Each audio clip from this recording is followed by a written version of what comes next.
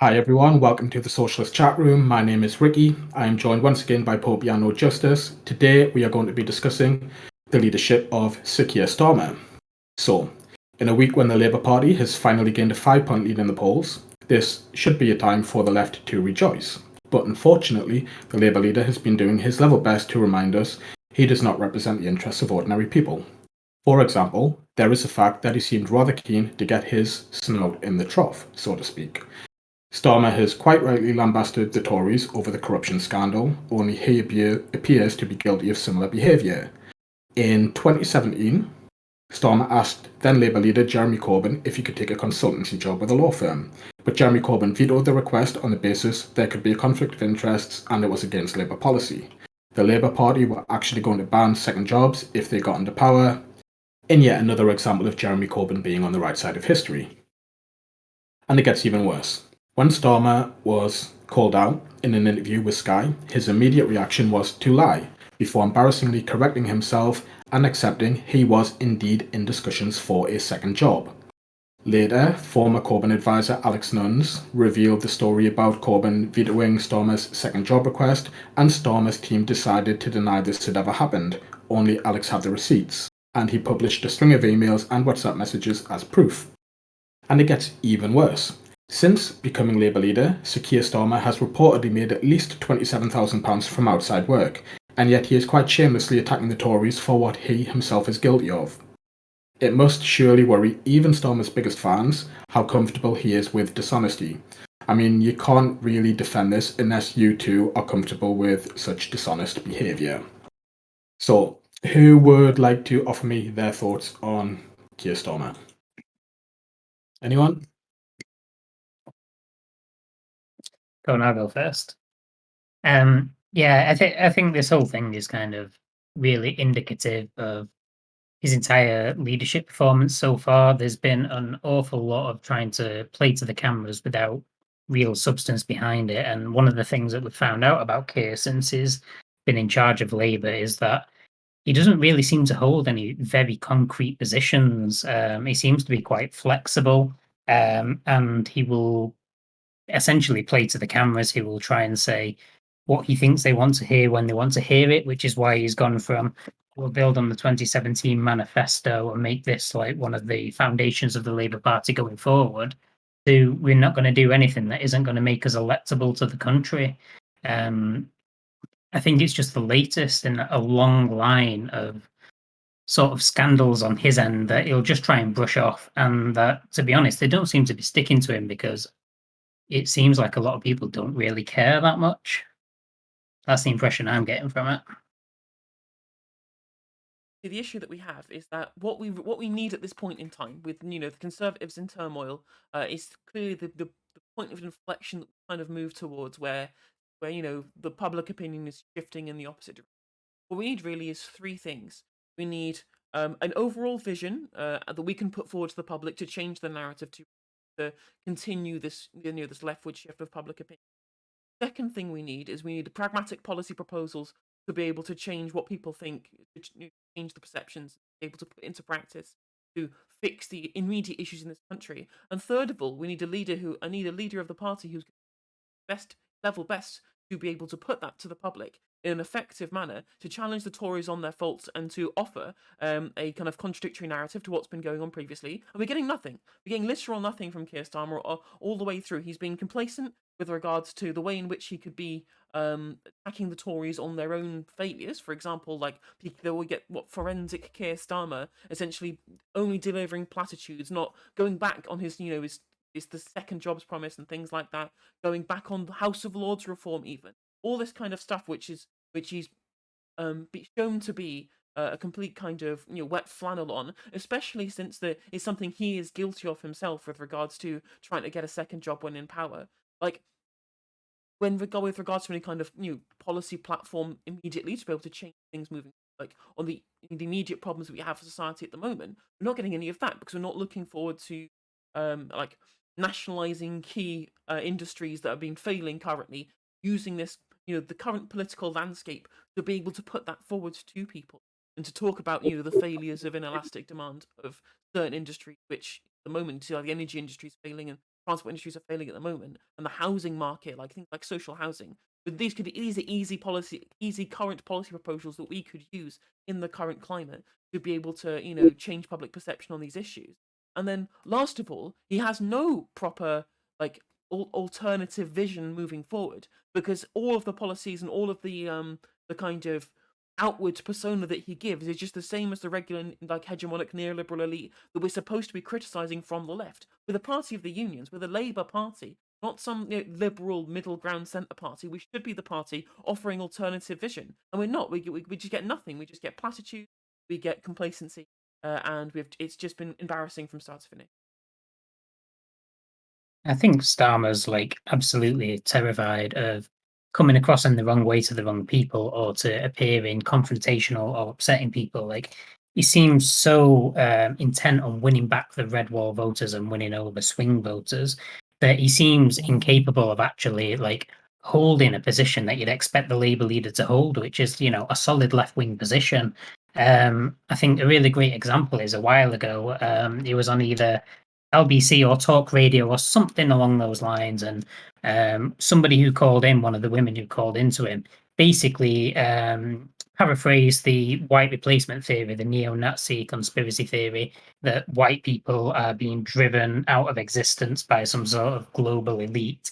And not only did he not appear to even recognize it, but he didn't challenge it in any way whatsoever. He just carried on the exact same way he would. And I think that just speaks perfectly that we've got a leader of the opposition and a leader of a supposed socialist party who has got absolutely no place holding that position, because he doesn't hold the ideals that should go with it.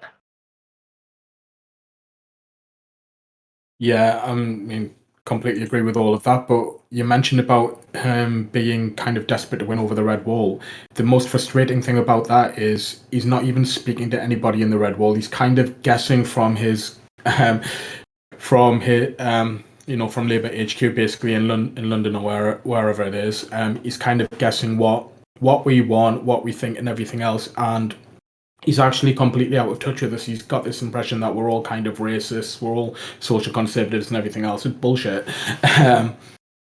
But it's just this thing that he wants to ventriloquize. He wants to do politics through focus group, and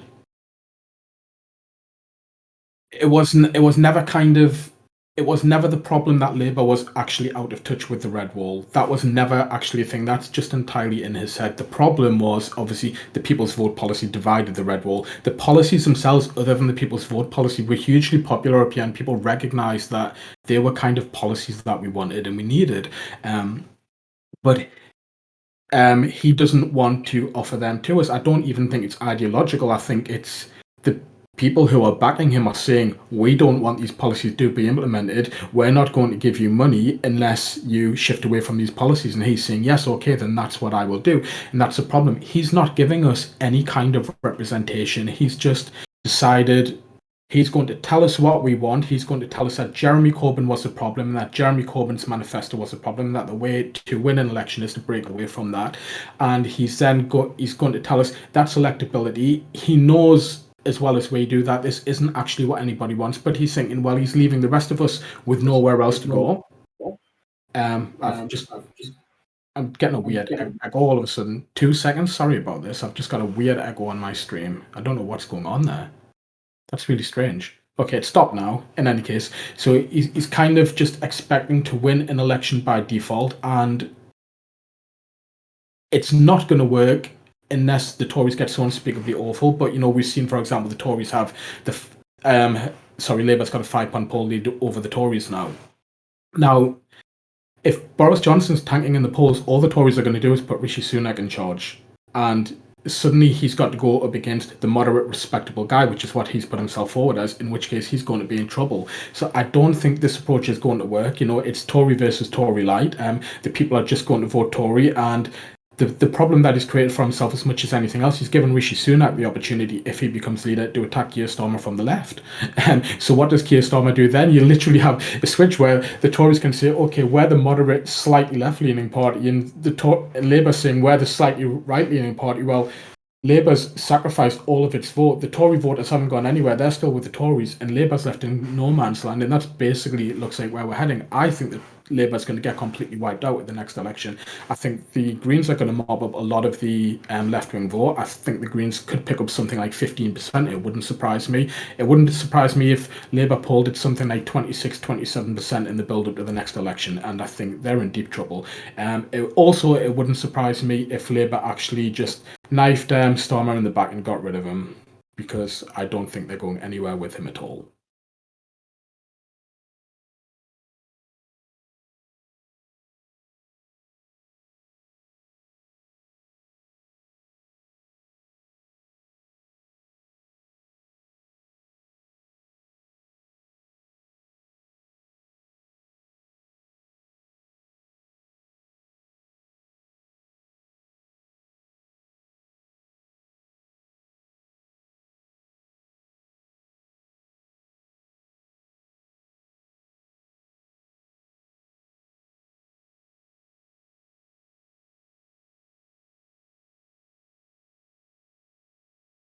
He's just not even getting to the position where he can then use that to be able to have a democratic mandate within the party. So all he's doing is creating division where there shouldn't otherwise be division in the first place. It's incredibly infuriating to have to watch.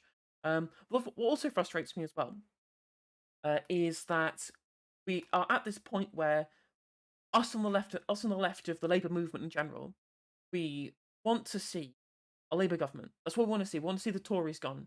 Like a lot of other people want to see the and we are in this it's very frustrating that when we put through these criticisms of Starmer as a leader, we don't just do it because we're ideologically opposed to what he stands for, even though we are ideologically opposed.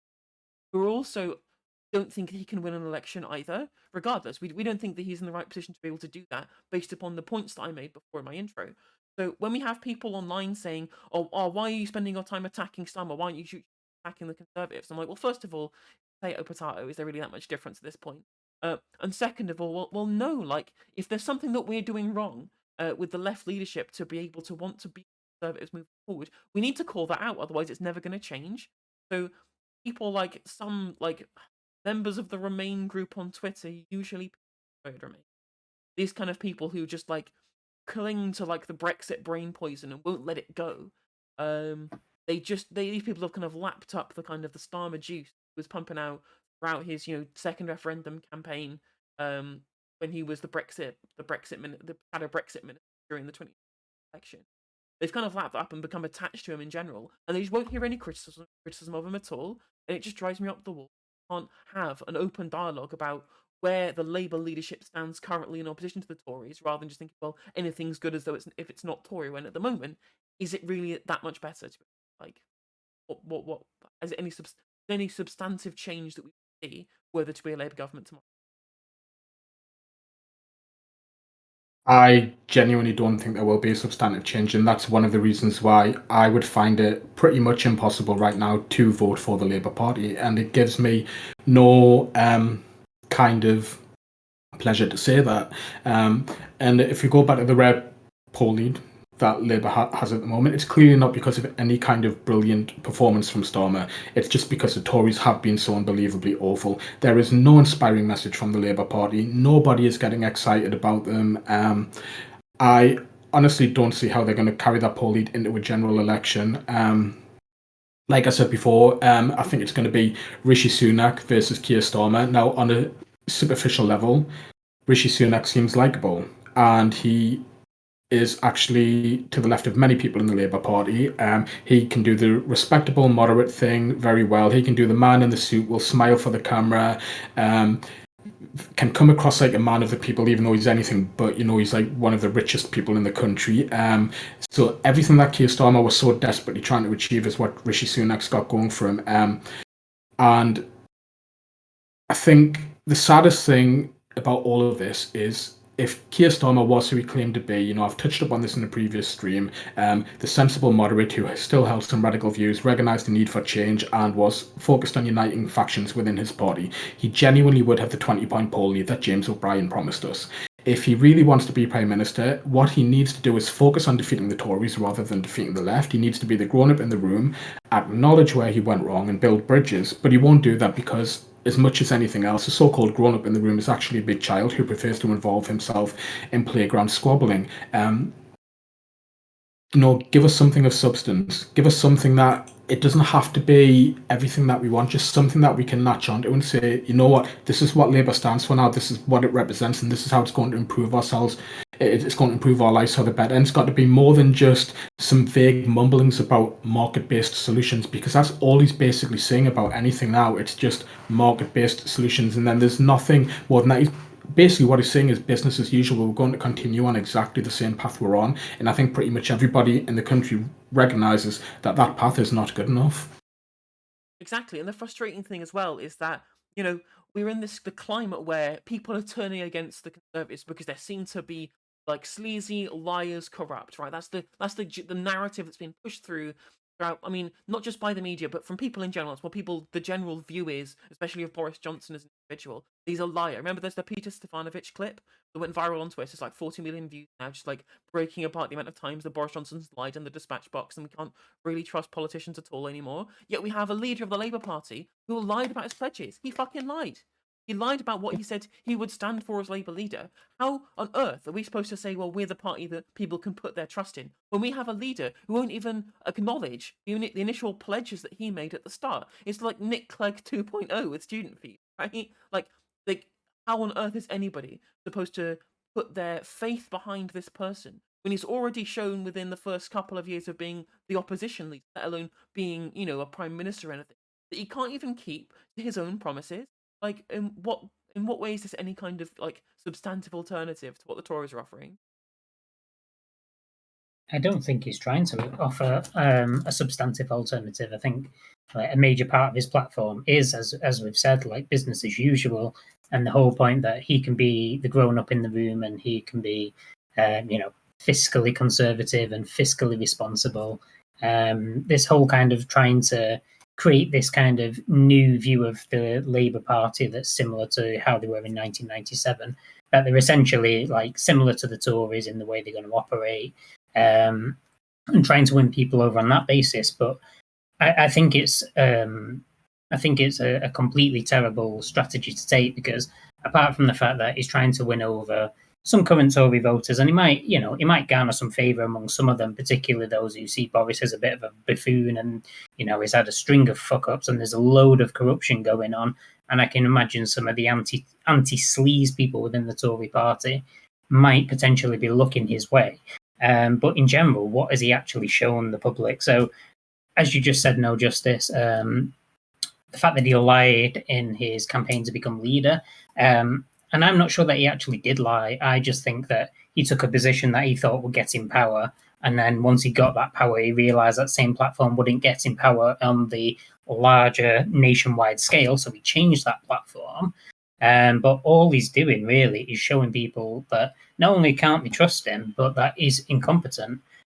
So if we just go back for a moment to the Red Wall and his attempt to win over Red Wall voters, which I think is failing miserably, and I think we've seen some really good examples recently of how the mask has fallen off for some of those Red Wall voters.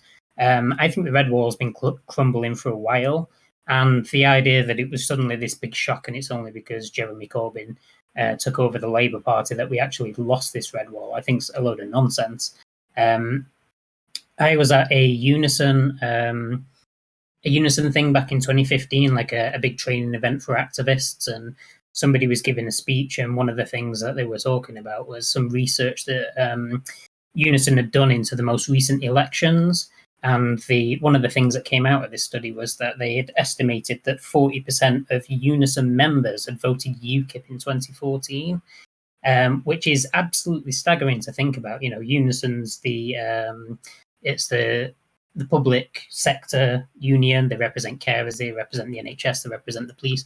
The idea that 40% of the people were voting UKIP in 2014 before we'd even, had a Brexit referendum promised to us, I think it was already indicative of the issue within the Red Wall, that there is growing anti-left an anti-left kind of narrative, particularly a bit of a bigoted narrative, especially towards immigrants, which was being fueled by the press.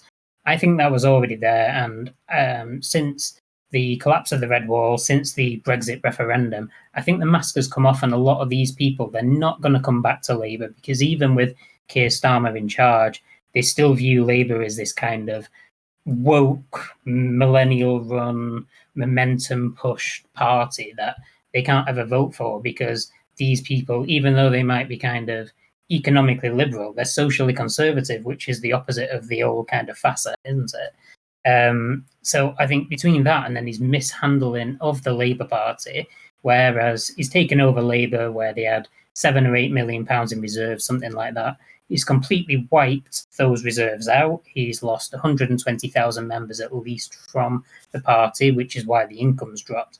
And he's got now to the point where the infighting in Labour has been worse than ever, despite the fact that one of his big platforms was party unity. What does that say to the rest of the country? What does that say to the swing voters? What does that say to the Tory voters who might have been looking his way? They're saying, okay, maybe he will share some of your platforms, but is this man actually competent, and are you going to trust him running the country? I can't see that he's winning over those people with his actions, and he's certainly pushed a hell of a lot of socialists away from Labour. Socialists who, would vote Labour to get rid of the Tories if he would even, just offer us something. You said earlier, if we'd have even got half of what we want, maybe we'd vote for him. For someone like me, he doesn't even need to do that. He needs to do the bare minimum. All he needs to really do is release the Ford report, act on it, and just show a little bit of backbone. Like, if he has to be slightly better than what we've had offered to us in the past. He has to be, Miliband level, and we'll vote for him. He has to be Brown level, and we'll vote for him. He just can't be what he is now. And that is someone who's at war with the left and doing absolutely nothing to hold the Tories to account. And I mean, just to highlight what kind of man Keir Starmer is, just consider, we've had this week, we've had two of Starmer's female Muslim MPs, Afsana Begum and Zara Sultana. They were subjected to the most horrendous racist abuse, which included words so strong I couldn't read them out because I might be in breach of TOS if I did. And yet, as far as I'm aware, Starmer has still not expressed any public solidarity with these women. Now, regardless of your political affiliation, it's just a human response to stand in solidarity with anyone who has been the victim of such abuse. And this is something Jeremy Corbyn did repeatedly during his time as Labour leader. He regularly showed solidarity with people who were not in his political faction. What makes Starmer look particularly bad is how he immediately leapt to the defence of Israeli ambassador Tzipi Hitovli when she was booed outside the London School of Economics. Hitovli is a person who denies the Nakba took place when over 700,000 Palestinians were ethnically cleansed. She believes Israel has a right to take all Palestinian land. She's also a person who believes that interracial marriage is wrong. And as a father of mixed-race children, this obviously it doesn't sit well with me at all. So Keir Starmer had no problem telling us that being a fascist would not be tolerated, and yet he fell into silence when his own MPs were the victims of Islamophobia. It seems rather worrying to me that he would prioritise imagined racism against an actual racist over very real racism against his own MPs. It's almost as though there is a racism hierarchy. Now imagine someone telling me, the father, like I said, of mixed race children, that I'm not allowed to be a fascist representative of a foreign power who deems my mixed race family to be illegitimate. Imagine suggesting this would make me the racist. Imagine saying peaceful protest will not be tolerated. Starmer and his allies were quick to tell us how important it is to protect the free speech of a fascist, which was not actually under threat. This person was allowed to speak at LSE for 90 minutes. But Starmer seems to think that people who are outraged by this person's vile views do not have the right to protest. Their free speech does not count. But obviously it doesn't work like that. Free speech goes both ways. What's particularly sad is I don't think Mr. Human Rights Lawyer thought any of this through. I just think he offered a knee-jerk response to score easy political points, only for this to backfire. He was so keen to look strong on anti-Semitism that he saw anti-Semitism where there was none, and even worse, he accused the protesters of issuing violent threats, but the footage of the incident does not show any violent threats taking place. The truth does not seem to matter to Sir Keir Starmer at all. He seems quite happy to string together any narrative that he thinks might help get him into power. But the problem is he actually has such a poor grasp of the political situation of today, and he's being advised so terribly that he just keeps getting it wrong. I mean, it's funny how people always call like the left the snowflakes, and they just can't handle someone like booing them for their political views. That's just all it was. Just people holding placards and booing her for being, a massive racist. That's what she is, a racist. I am always a little reticent to put labels on people. I always feel like a lot of kind of bigoted thought is a symptom of a larger structure of generalized racial animus and manufactured consent. But when you're someone who is in such a huge position of power as Ottaveli is, I can't just wave the things that she says aside, and the level to which she engages in fascist dog whistling. I mean, as a member of Liquid, like I guess not not exactly too difficult to understand, but the fact that they can't even deal with mild amounts of pushback on their points of view.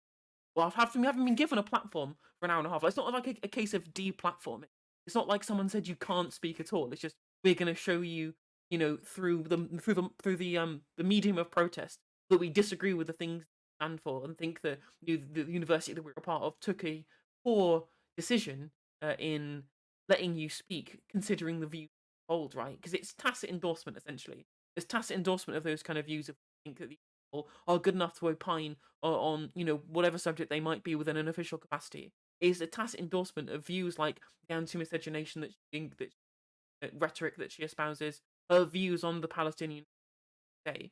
So for Keir Starmer to then essentially, he's just too scared. He's too scared of any theoretical left movement that could theoretically be construed by a corrupt media as being like tangentially anti-Semitic, which is frustrating because there's a lot of anti-Semitism in this country today, and I think that it's across all parties.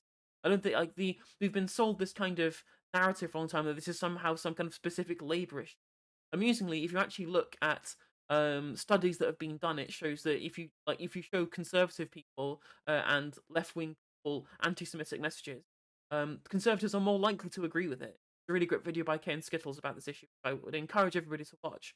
But to say this is it's been like sold to us as some kind of labor issue, so specifically so they can essentially skewer any kind of left wing criticism of new Israelis' actions in the West Bank and Gaza, or the Israeli government, I should say, rather, action in the West Bank and Gaza, because again, an issue with the power structures in place. It's not an issue with the general Israeli population, of course. But let's be real about this. And it's these people in these positions of power who are at fault, who we should be able to criticize. I didn't see the difference at all between the protests that went on and like if you ignore the way the media framed it and actually look, like you say, at the videos of the protest. To me, it was exactly the same as the big protest we had in Manchester against the Tory Party conference, which we have year on year on year. It was people marching, showing their views and booing people they disagree with. Literally no different. But it was a perfect opportunity for the media to once again label the left as anti-Semitic on the most tenuous of grounds with no solid evidence. And we've got Keir Starmer, who should be standing up for the right to do these things, joining in with it. It's completely ridiculous. And it does leave you wondering where do we stand? Where do we go from here as a left? When you've got your leadership just so set against you being able to even voice your democratic opinion because it might not sit well with the right-wing media, what are you supposed to do? Well, according to him, you're supposed to get behind him and vote for him because he's not a Tory.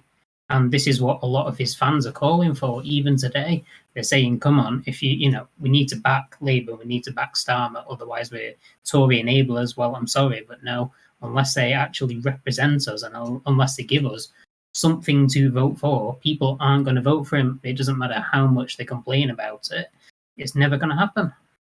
I do want to push back a little on what you said earlier, Popey, about you said that you think that the red wall was crumbling already. I think there's kind of some element of truth to that, but I do think that we saw in 2017 with the conglomeration of the left-wing vote and the Labour vote in specific around left-wing policy. It was about the social democratic policy platforms that Corbyn was offering in the 2017 manifesto. I said this on stream yesterday, in that if you look at polls after the 17 election on reasons why people voted for Labour, Brexit policy or immigration or whatever didn't even touch the list, and we still kept all these red wall seats, and in fact increased majorities in Wedgwall seats from 2015 to 2017, right? So it says to me that when there isn't like the spectre of Brexit happening with regards to these issues, we can win these seats on economic grounds. It's not some kind of like people aren't just moving away from Labour because quote unquote Labour are too woke, but they're not being given a solid enough policy platform to be able to want to vote that way. Because these are people who, if you look at the polling, if you look at the statistics, you look at what people want, left-wing policies are overwhelmingly supported by people, regardless of constituency, the vast majority of the time, right? Whether it be Redwall, whether it be urban, whether it be in London or whatever. These like things like additional social housing, things like nationalisation of key industries, and all of these kind of policies, and higher minimum wage, higher taxes on billionaires. These are all things that everyone supports in general as a country. The idea that we're somehow like some kind of economically right countries, it's fucking absolute nonsense. It's not true in any kind of way. And we saw from the change from 2015 to 2017 that proper, honest to God, social democratic reforms that would have been made under the Corbyn government were enough to win over voters. And you didn't have to pander to socially conservative views to be able to. There can be a compromise. And we saw in 2017 when it was only about social issues, when Brexit was the big kind of elephant in the room, and we didn't have a good policy to win over these. That's when we saw the drop, especially because the Brexit Party played spoiler in this. Like, the Conservatives didn't increase their vote share in only 1.2% or something like that. This was an exodus from Labour because of Brexit policy, rather than some kind of like change in political landscape away from left-wing policies in general. Yeah, I mean, if you talk about something like woke issues up here in the north, nobody under the age of 60 gives a crap about any of that.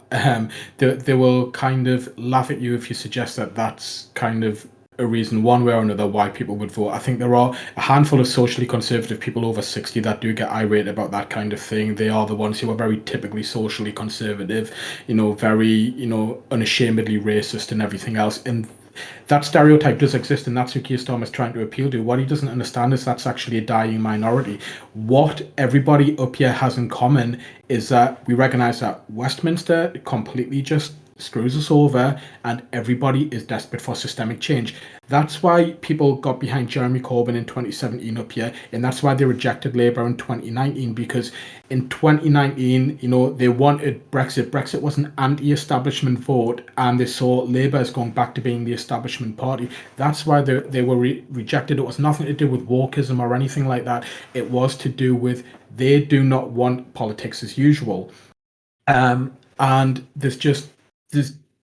it just seems to me like every single time Labour takes a policy, it's either because billionaires are telling them what they want, or it's just reactionary nonsense. They're kind of just jumping to conclusions, and they're saying, okay, this didn't work last time, therefore we're going to do this time. And there's no actual proper analysis of what's going on. There's no consideration of what kind of voters we can win and what kind of voters we can't win. So they're desperately trying to appease, Daily Mail readers and Sun readers and everything else, and people who they're never going to win over, whereas they're completely failing to see there is an enormous chunk of people, especially young people, who either don't vote or are a bit unsure but are desperate for change and could absolutely be pulled into the Labour Party if they give them something to vote for.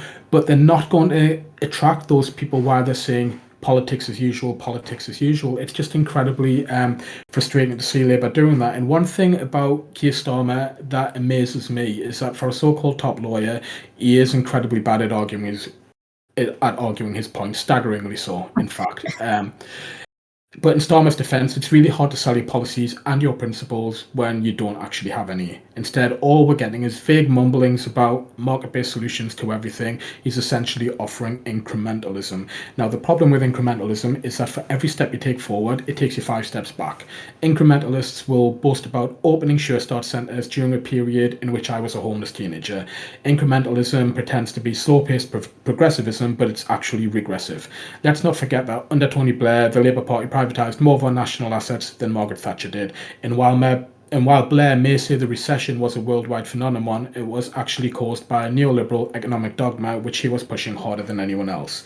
And then there's the fact that centrists clearly have learned nothing from Iraq, Afghanistan, Syria, Libya, and so on. And they seem desperate for a regime change in any country that won't let Western corporations steal their natural resources. They've literally learned nothing. They just want to repeat all of the same mistakes of the past. What they don't understand is that, under 45s, we've lived through it. We've spent our whole lives living through their mistakes, and we see what their mistakes are, and we're rejecting them. And they're saying, "Oh, we're going to give you all that again." And they're somehow, I'm not sure if they're convincing themselves this is what enough people want, or they're just kind of trying to project onto us. But either way, they're getting it massively wrong. And worst of all, more so than anything else, the planet's actually dying. You can't have incremental market-based solutions to a dying planet. You can't solve the problem 30 years from now, and you can't use the market as your solution when it was the very thing that caused the problem in the first place. So Labour had an incredible Green New Deal in the last manifesto, and it was something Starmer promised to honour, but now he is quite horrifyingly turning his back on it.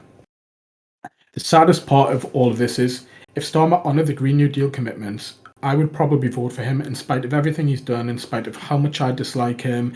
I would probably grudgingly put my tick in that box. It's quite possibly already too late for the planet, but if we act this decade, we might have one last roll of the dice, one last chance to turn things around. And Keir Starmer's basically telling us he doesn't want to do that. He wants to adopt, these slow-paced market-based solutions. We should be one of the world leaders in saving this planet, and a moderate solution is just not good enough. Starmer's basically forcing us to play hardball with him. I don't think we can just lend him our vote by default just because he's Labour. We have to have red lines. We have to say, if you want our vote, the climate crisis has to be the absolute number one priority, and any watered down proposals to tackle the climate crisis are completely unacceptable, because we owe it to our children and grandchildren to stand up to him.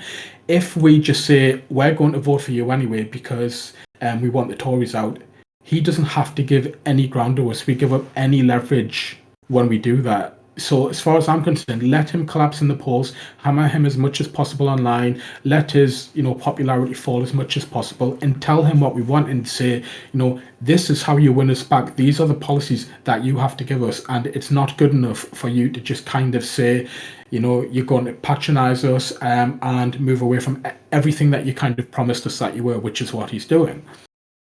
I just wanted to quickly just point out that to Randeep in chat talking about whether Keir Starmer actually cares about winning the election or just wants to use the platform to crush the left. I think that he's just I think just a point to answer that question, and that I genuinely think that I think he's deluded himself into thinking that the only way he can win a general election is by crushing the left, and he's ignoring any kind of signs to the contrary and just continually pushing that through, regardless of whether he's just dogmatically married to that position now, and now he's made enemies of the left. I don't think he can go back on that now. So just to answer that question, but yeah, Ricky, absolutely.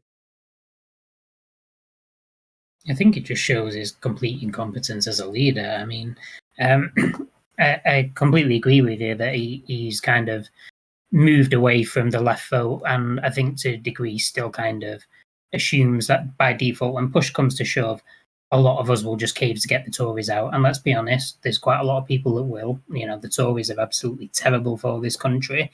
And as much as he's made enemies of the left, when it comes down to it, people are going to turn around and vote for him. Others of us are going to hold out unless he gives us something to vote for. But I think it's pretty clear that he's not actually thinking strategically, and he's not actually focused on outcomes to win the election. Because if he was, they'd be looking at what's going on with Labour in Wales. Welsh Labour have done particularly well since Keir Starmer took over. They're in the election last year, they won 30 out of the 60 houses, which I think was one short of what they needed to be a complete majority, but it was the best they'd ever put up. But if you actually look at the platform that Mark Drayford and his party stood on, it was pretty clear. It was renationalising things. It was investing in public services. It was investing in housing. It was investing in young people. And it was focusing on the environment and putting it first and foremost. These were the things that they stood on, and it worked incredibly well. They were popular. And you think that this kind of victory, when Labour were doing so abysmally around the country, specifically in England, you think that would have made him think, hang on a minute, they're onto something, maybe we should look at it. But instead, not only do they not look at it, but when do you ever hear Westminster Labour talk about the successes of Welsh Labour? You don't. And I think the media are complicit in that. I did a little bit of research before this stream because I couldn't remember some of the exact figures around Welsh Labour, and I read 5 different articles from when they won at the elections, and 3 of them didn't even mention Mark Drakeford's name, even though he's the leader. And I think that kind of speaks volumes. When they're saying, "Hey, look at this great victory," and they don't actually name him in the article, what does that tell you? But I think it's really obvious that these platforms are popular with traditional Labour voters. They do work, and if you replicate them, you're going to increase your platform. And yet there's just this steadfast refusal to get on board, and let's just stick with middle of the road and anything that doesn't rock the boat. It's not going to work. And to add to that point as well, looking at like specific areas of the UK where things that have been contradicting the Westminster narrative of successful for Labour, you have a look at Preston, somewhere like Preston, where they have community wealth building projects, cooperative funds, they have council social programs that have been going on. And you look at the new Super Thursday, like the council elections that happened earlier in the year, where Labour got absolutely destroyed in all of the elections, apart from in Preston and Wales.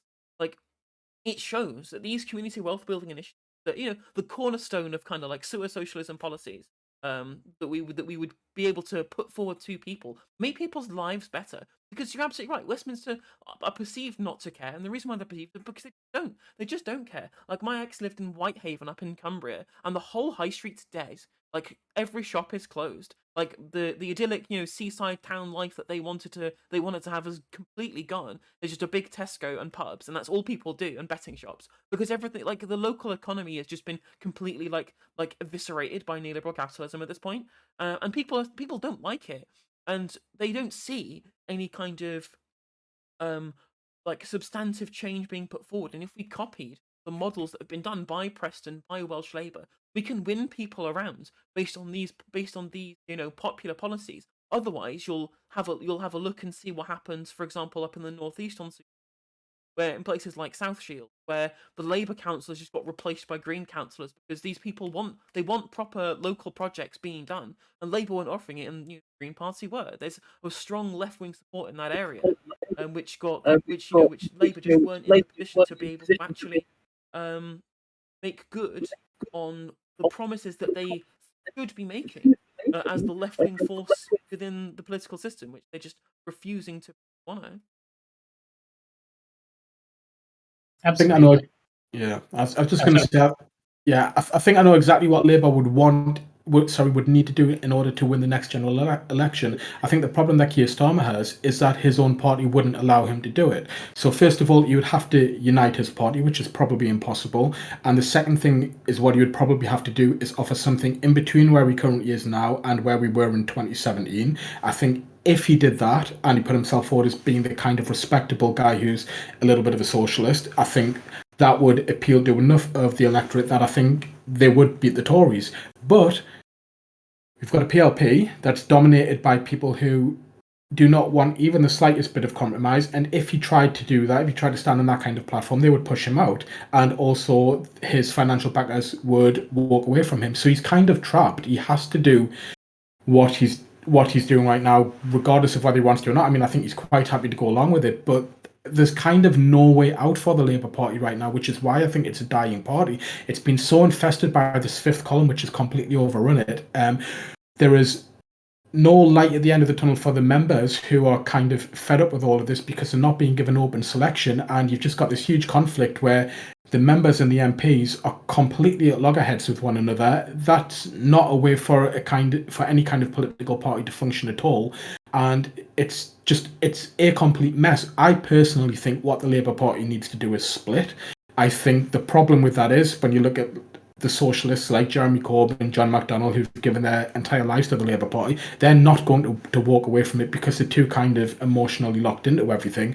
So you kind of have this situation where I don't think there's any way out for the Labour Party. I think the only way that this is going to change now is going to be if it gets catastrophic defeat in the next general election. If its popularity falls through the floor, then that might finally be the trigger point. I think the worst thing that could happen to the Labour Party is that they actually get really close, but they lose to the Tories at the next general election, because then we're just going to keep going on with the cycle forever and ever. We're never going to get anywhere. They're never going to offer enough to the public that the public are going to say, okay, hi, we want to vote for them now, because they're not going to be offering the inspiring vision. They're going to think that if they just do incrementalism, if they just sell it to us a little bit better next time, that'll be enough to get them kind of over the line. I don't think that's going to happen. I really do think incrementalism's dead, because the people that they need to vote for that are not going to vote for it. They're the people who want radical change. And the people who aren't voting for them, they don't want incrementalism either. They want conservatism.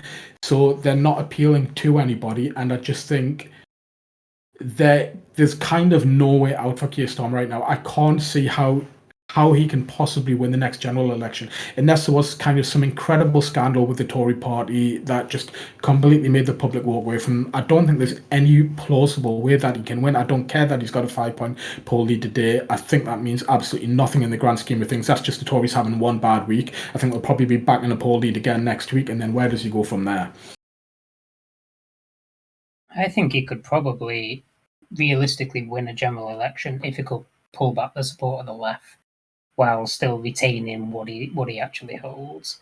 I think it is possible for anybody in opposition right now, just because the Tories are in such a mess. I just don't think he will make the steps to do it. I don't think he's the man to do it. And I don't think he's going to put forward the policies to do it.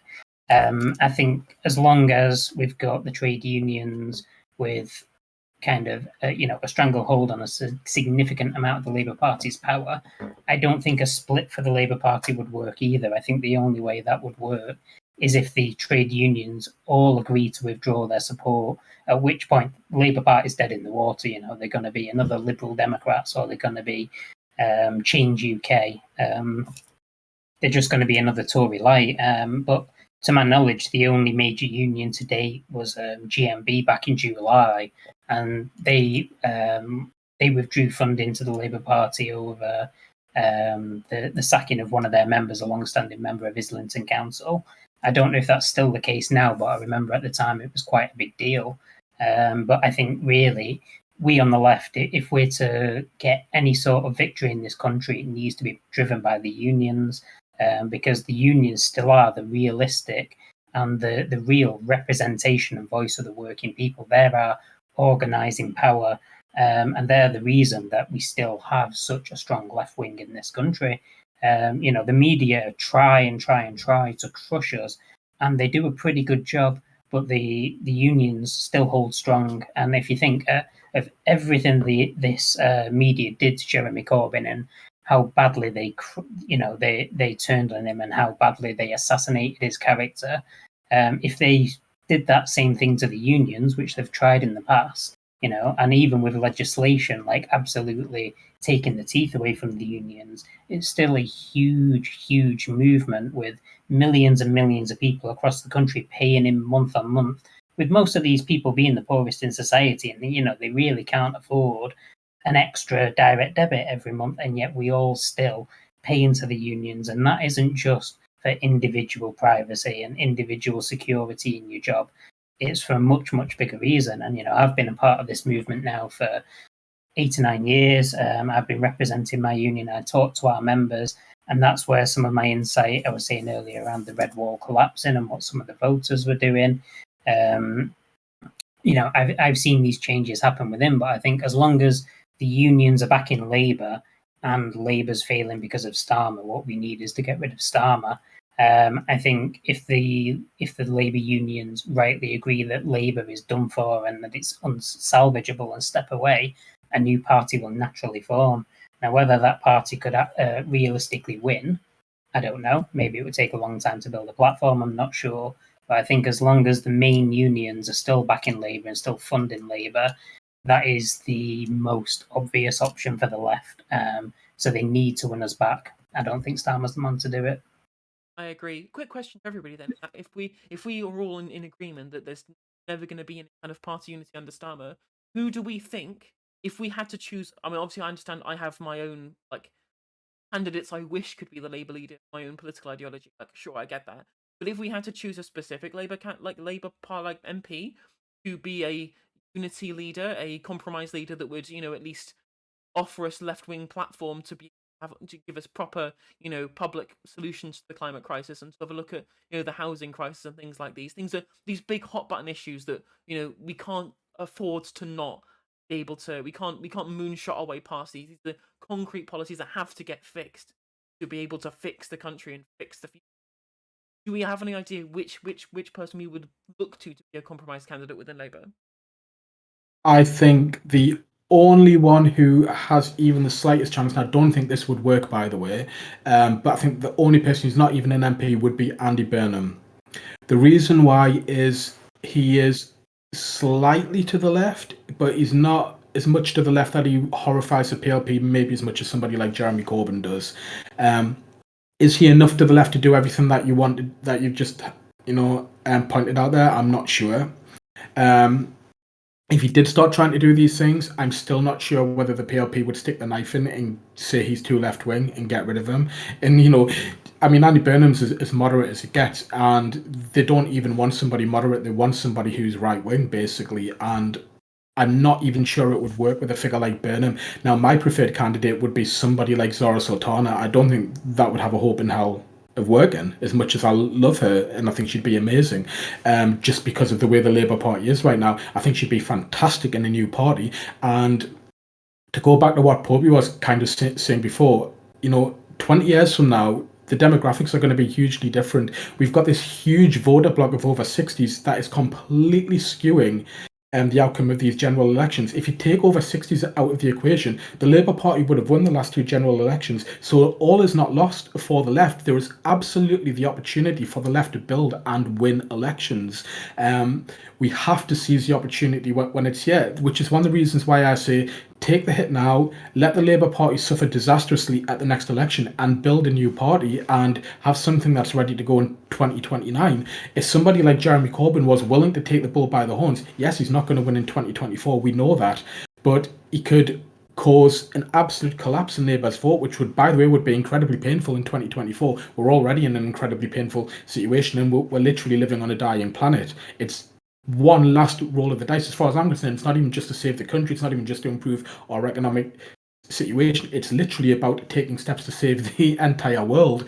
And I just think if we don't do something drastic and just really try to shake up the establishment, we're going nowhere fast. The other thing that gives me hope is the possibility of Scottish independence, because I think if Scotland breaks up the United Kingdom and they show that there is a better way, then I think it's kind of over for Westminster at that point, because all the bullshit that they feed us, we can say, well, look, Scotland are proving that everything that you're telling us is actually a lie. All the things that you've told us can't work, Scotland are doing, and they're making it work, and that could be a real game changer. So I think one thing that we actually really should be getting behind is actually the push for Scottish independence, because I think that's one glimmer of light. I kind of agree about Burnham. I live in Greater Manchester, if you can't tell by the way I speak. So during the last set of elections when Andy was re-standing for mayor, and I went along to some of the mayor's assembly events that were going on and things, and I listened to the different candidates talking. I was talking to constituents, basically people within my union about how they were going to vote, and I was paying close attention. And the people in this area, particularly the opposition parties, they tried really hard to slander and to slate Burnham and to throw the whole he's a socialist at him and to tie him to Corbyn and to basically say, look, he's just another woke leftist, and do you really want this man representing you? And they really tried hard to mark him as a failure, because homelessness is still a huge problem in Manchester, and he stood on a platform of tackling the homeless crisis, which he's done to an extent. He's not done as much as he could, but he's still done a good chunk. And he still won with something, I think, like 63% of the vote, something ridiculous like that. Like, he won overwhelmingly. And one of the things that he's done in Manchester that has been very, very popular is to introduce the Greater Manchester Good Employment Charter, which is something that employers can voluntarily sign up to. And it's just a statement of pledges that they'll do things like pay a living wage, they will recognise trade unions, they will take care of the mental health and well-being of their employees. And if it's something that nobody's aware of, I'd really suggest go out and have a look at it, because it seems to set a framework for kind of transforming employment rights. And it's being implemented across Greater Manchester. My own employer has signed up to the charter, and they're in the process of putting it in. And it's a great tangible victory he's done. And during the time he was standing for re-election, one of the things he was talking about was strengthening this. So one of the things he wanted to do was include occupational sick pay as part of the Good Employment Charter, which, if he does, will be a huge boon for like thousands of people across Manchester. But the other thing he was talking about was making signing up to the Good Employment Charter to be a necessary condition of winning a public contract. Now, if he gets that through during his time as mayor, that is going to be a huge change for a lot of the poorest people working in Manchester, particularly care workers and other outsourced public service workers, such as your canteen workers in schools, things like that. Would be a huge boon to us all. And I don't think he is particularly unpalatable to the wider Labour Party. I think he's quite popular. I don't think he's got any of the things tied to him that has hurt some of our more left-wing candidates. I can't see that the papers could turn around and say, for example, call him a terrorist sympathiser. I don't know what they would tie that to, for example. So I think he'd be a decent choice, and I've heard other people within my union advocating for that, even as far back as 2015, when Jeremy Corbyn was standing to be the leader of the Labour Party. There were people within my union branch saying, no, we should back Andy Burnham because he's actually got a realistic chance of winning. He's got a realistic chance of winning over the wider populace. If I was to go with my personal choice, I think I will pick Dawn Butler. Dawn is an absolute comrade. She really has like old school trade union values, but she's also recently increased her profile quite well. She's really well spoken. She's very principled as a person, and she did a fantastic job this year of, she got kicked out of the Commons for calling Boris Johnson a liar.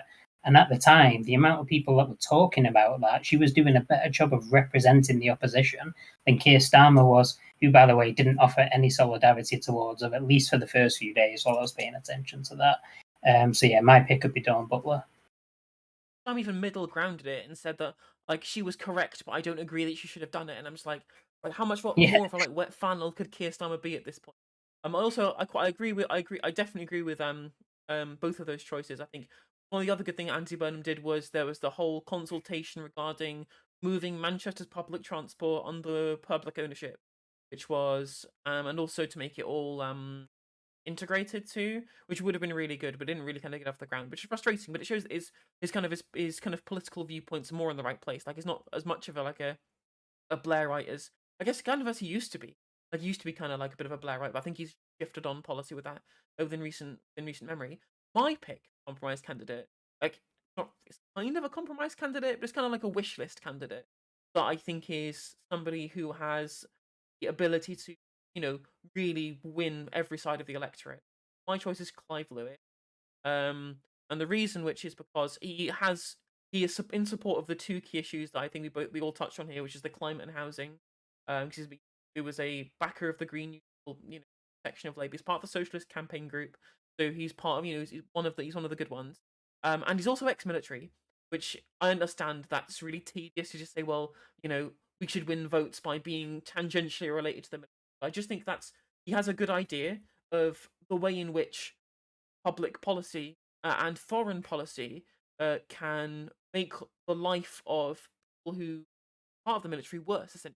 Like, the way in which we instigate foreign policy with no thought for the actual people who have to go out and fight those wars.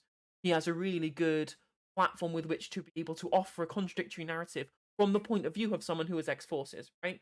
That's why I think that if I was going to choose somebody, it would be Clive Lewis. And it would also be nice to have someone who's not a white person prime minister as well. Long overdue. I like Clive Lewis, really do. I think he would be too left wing for the PLP. Andy Burnham, interestingly, I forgot to say before, I'm not sure if it was I think it was on Twitter. He said it that the Labour staff, when he was standing to be Labour leader, they considered him too left wing, and they were doing whatever they could to undermine him at the time as well. So even Andy Burnham might be unpalatable to these people. That's the problem that we have. We can't even get a moderate. We can't even get a compromise candidate because they don't want any kind of compromise. That's why open selection is so important. I don't think Labour is going to get a compromise candidate and ever pull together again.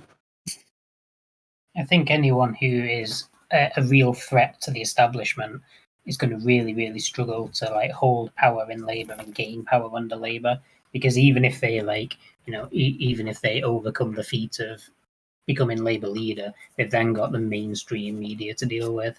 And I think it's become clear that the reason that the mainstream media have given Keir such an easy time of it, despite all his calamity, despite all his broken promises, despite his complete lack of backbone of opposition, is because he doesn't threaten the establishment. Therefore, they're quite happy to have him there. And to be honest, if he took over as Prime Minister of the country, I don't think they would be that phased by it, really, because ultimately nothing will change. He's not going to unseat the oligarchy. He's not going to rock the boat. So yeah, I think anybody who is a threat to the establishment is just going to face such a massive uphill battle. And realistically, I think Corbyn was one of our best shots. I mean, Jeremy Corbyn had a really, really, really positive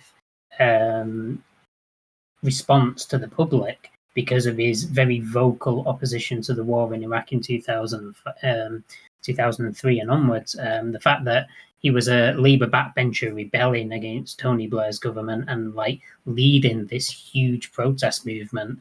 It was one of the reasons why, when he stood for leader of the Labour Party, so many people joined and supported him. I really, really do think we're going to struggle. I'm not sure what we do other than combat the mainstream media. I think I'm just going to make a really quick point.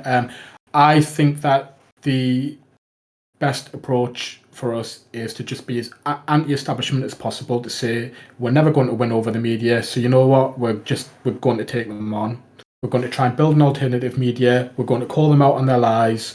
We're not going to take any nonsense off them. We're not going to try and compromise at all. We're just going to say this is our socialist vision. We are the anti-establishment people, and you can win over a lot of people with that. The only obstacle that we have to that is the Labour PLP, which is why I want a new party. I honestly think a new party by 2029 can get real traction and have a real chance, because things are getting so dire, and a lot of the Tory voters, it sounds grim every time you say that, but a lot of Tory voters year on year are dying out and the demographics are changing. By 2029, I think we would have a real shot with a left-wing party with a really strongly anti-establishment message, because I think enough people by then will be utterly fed up with politics as usual.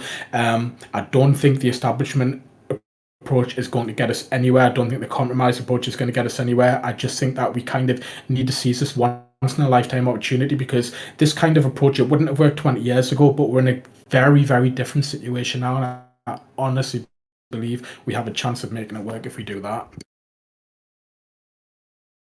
If it's driven by environmental protection, I completely agree with you. I think there is a building point, not just within the UK but around the world, where people are demanding a green revolution, and even though it might not immediately win a majority within a general election, I think there is this huge growing voice coming, and it kind of lays the groundwork for an environment where a new breakout party potentially could do well. So yeah, I think an anti-establishment, pro-green, pro-environment, pro-social justice party could potentially make waves. I try not to be too optimistic these days because I've had it crushed so many times, but you kind of have to, don't you? Yeah, no, but I think you're right, Popey. Before, what we need is the union to give up on that happen. Which I mean, it might be possible that the unions might just force Starmer out eventually. That's my only one glimmer of hope, is that if the unions just say, if we don't get rid of Starmer, we'll withhold funding. Like that would be as much as as I can say about that with trying to get rid of him. To try and shift opinion within the PLP. But it's going to be a difficult task, and I definitely for example, like I posted a poll on Twitter. Like I don't understand it's just a poll.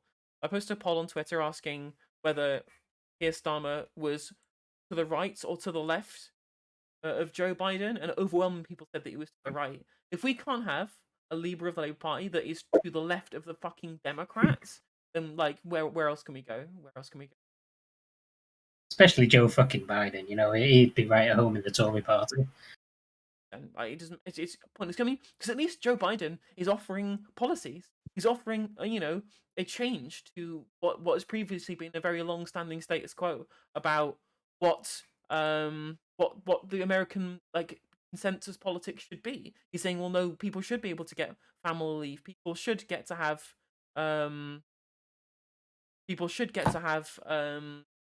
sick leave, and they should be able to have child tax credit. There's all stuff. He's offering policies. He's offering a concrete platform to try and win over working class people. I mean, not offering them like a proper working class movement, but at least he's offering them something.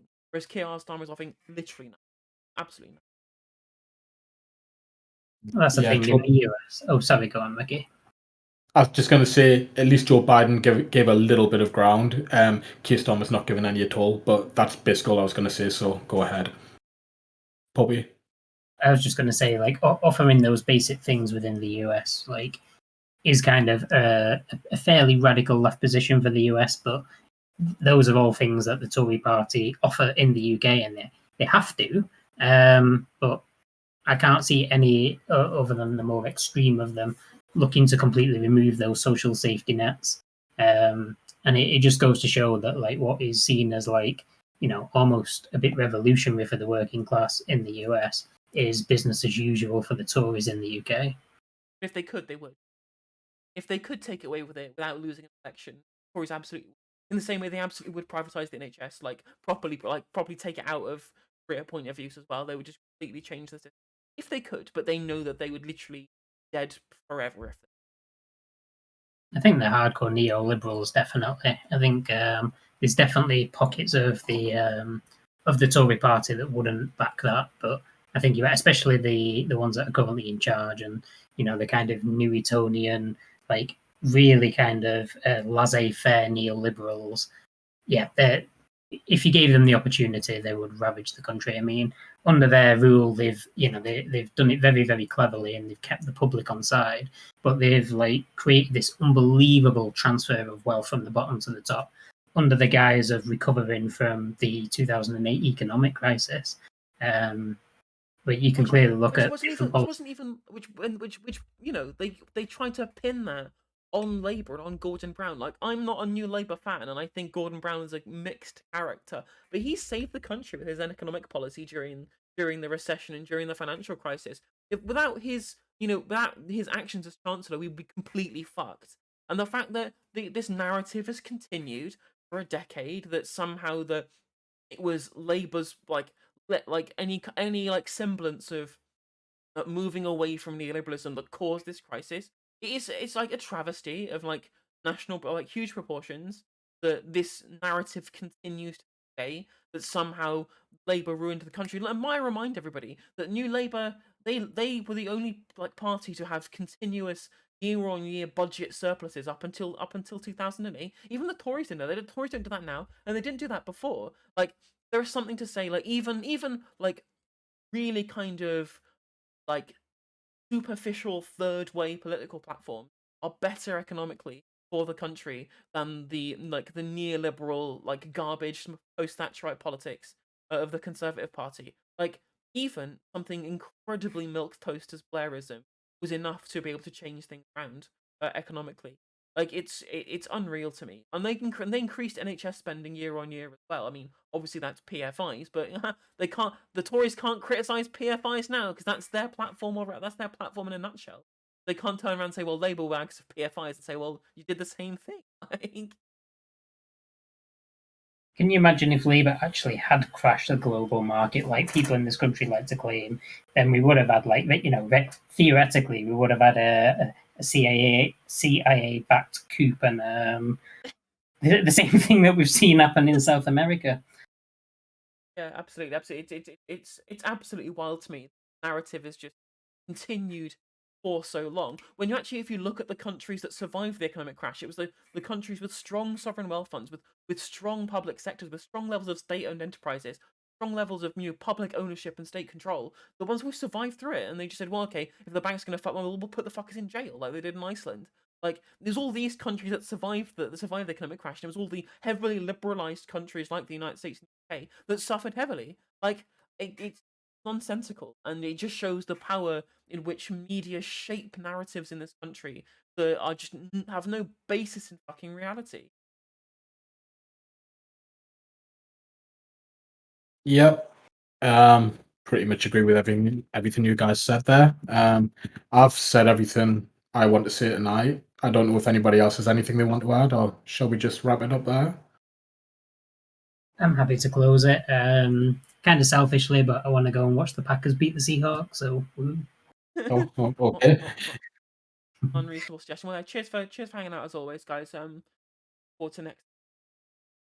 Really enjoyed it as Yeah. always. Yeah, it was a good one. Good night, guys. Yeah. Yeah.